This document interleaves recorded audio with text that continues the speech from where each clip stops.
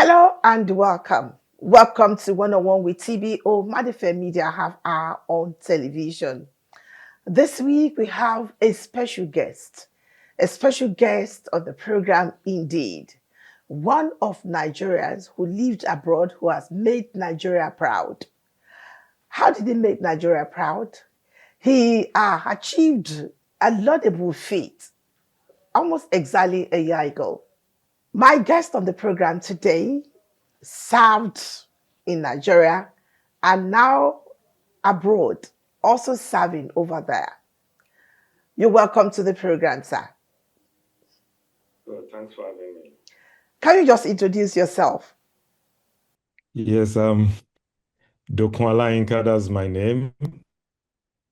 And you are a Uh, medical doctor. I was in the Nigeria. Yes, I'm a medical doctor, a consultant psychiatrist. I was in the Nigerian Army, retired as a colonel in 2006. After retirement, I've been working in the UK, also as a consultant psychiatrist. It's a pleasure having you, From a, sir. yeah, thanks for having me. Okay. Now, about a year ago, something happened. Something that most people dream to have or probably to achieve in their lifetime. You were in Tanzania Yes, I was. and you climbed the fourth highest mountain in the world. Yes, the What Kilimanjaro. inspired, what informed this idea? What inspired you to say you want to go to Tanzania and climb Mount Kilimanjaro and not to come to Nigeria, probably go to Idori and climb the Idori Hills? Or probably go to Efualaye in Ekiti to climb the mountains there. Actually, I've climbed those mountains locally. As a child, Idonre Hills, I've gone to the top, and therefore, I've been up. But the Kilimanjaro is, of course, at a different scale. You know, like you said, is the fourth highest point in the world, World. and the highest point in Africa, really, is 5,895 meters above sea level, and it's a very celebrated mountain. A couple of my friends went up, so that kind of gave me the inspiration. I've always had a flair for adventure anyway, so I just thought, why don't you do this as well? Mm. So, if I may ask you, how many Nigerians can we really say that probably have achieved this type of laudable feat which you achieved about a year ago? Yeah, actually, I went on search, Google, and all that. I personally know one, you know, and I asked him as well. Um, on the net, I was able to find there had been two group of Nigerians of six in each group had gone up promoting some charity, 2012 and 2014. So so that would be 12. But between my friend and myself, we kind of I guess we think maybe 100 Nigerians, maybe 200 had been up the Kilimanjaro. And then the most recent statistics is that of 2016 anyway. And the popular countries are, America, uh, Okay. you know, yes, China, Netherlands, Denmark, those are the first 10. US, UK, Germany, Australia, Canada, France, Tanzania, China, Netherlands, Denmark. Yeah, in that order. Okay. Thank you so much, Dr. Lainka. I just want to know your experience. How many days did it take you to climb up? How many days did it take you to come down? Kilimanjaro is a walk-up mountain. It's not a mountain requiring specialized equipment, ropes, and all that. It's a walk-up mountain. So it was 6 days going up, 2 days coming down. But I Six must tell you, days. you don't just wake up and start climbing. Six So there's days always going a up. ground. Yes, Did six you say days. 6 days? That's almost a week. Yes, And 2 days to come down. yes, So how did you come down? With the yes. You're legs or right. something will bring you down? Yes. Like I said, it's a walk-up mountain. I started training about 3 to 4 months before that. Walking about 10 kilometers, 3 to 4 days a week, and then going to the gym to Just preparing train. yourself for the walk Like I for said, you don't about just wake up and say, "Oh, you're going to climb the Kilimanjaro." yeah, yeah. So I just tell you, you Yes, said you walk and about 6, 7 hours you a also need to day. do some breathing exercise. Okay. You said you walk about 6, 7 hours a day, then Yes, you up the camp. Kilimanjaro. Yes, 5 to 7 hours a day, and then you camp. Apparently, I went up with a crew of seven, which includes the guide, a chef, and then five porters. So they would have gone ahead of you to set up the camp, So are and there then it's wild only the guide animals, that stays with you. The Dr. guide always, Olayinka? Are there wild animals on the way? Probably snake, probably seen all sorts. Or is it no, cold? no, Is not it cold really. up there? Is Uh, it hot up there? Up there? it's certainly very cold up there. In the night, the temperature is thought to drop to minus 15 degrees centigrade. Really? So of course, it has highs at the top. Mm, It's called Kilimanjaro. In Swahili, Kilimanjaro means the mountain of whiteness.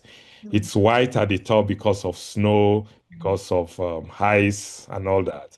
mm, Although the information suggests that since 1912, it's lost about 80% of its whiteness mm. with the global warming and all that.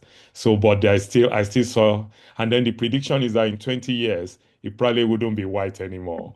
But I was still lucky in 2025. I still saw some whiteness and snow, you know.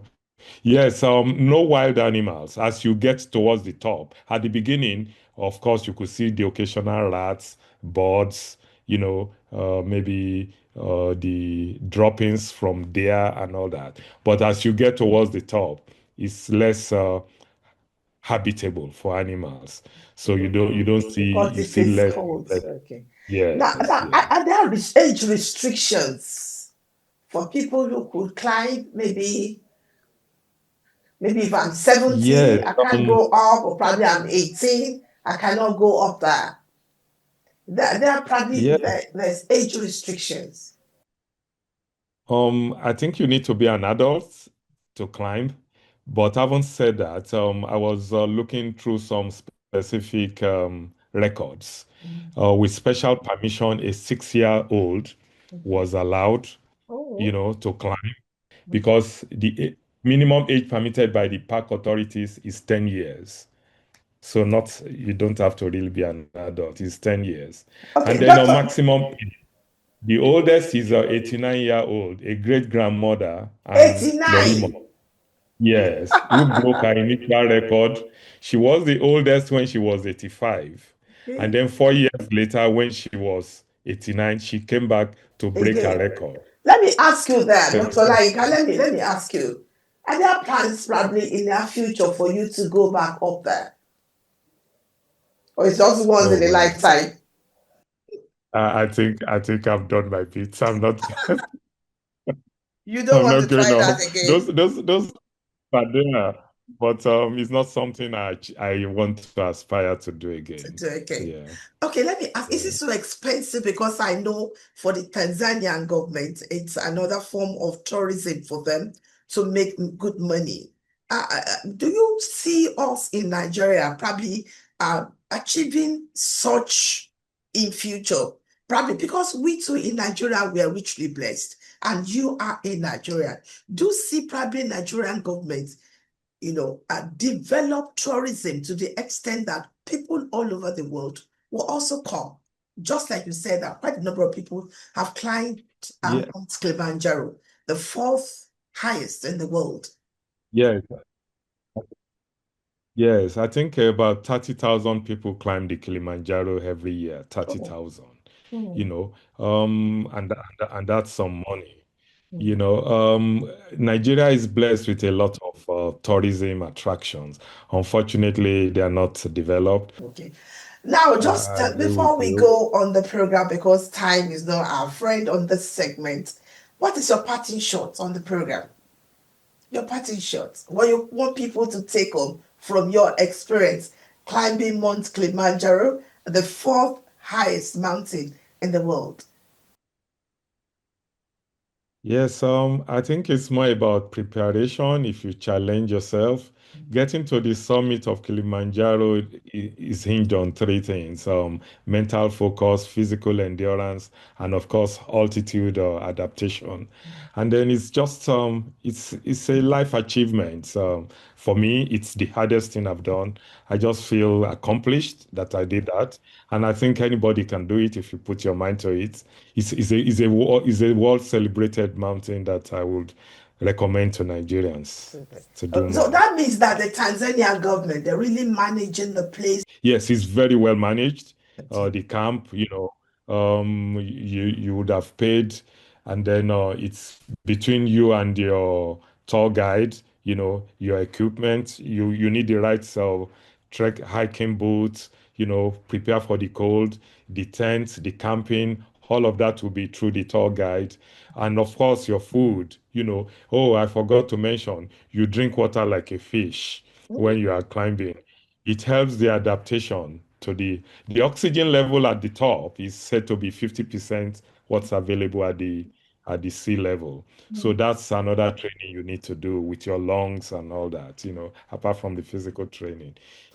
I So I want to say recommend it. I want to say a very big thank you, Dr. Olayinka, for your time on the program today. And I want to say that many Nigerians will also want to try to probably achieve what Dr. Olayinka have achieved. I want to say a very big thank you so much for being our guests on the program today to come to share your experience with us climbing Mount Kilimanjaro.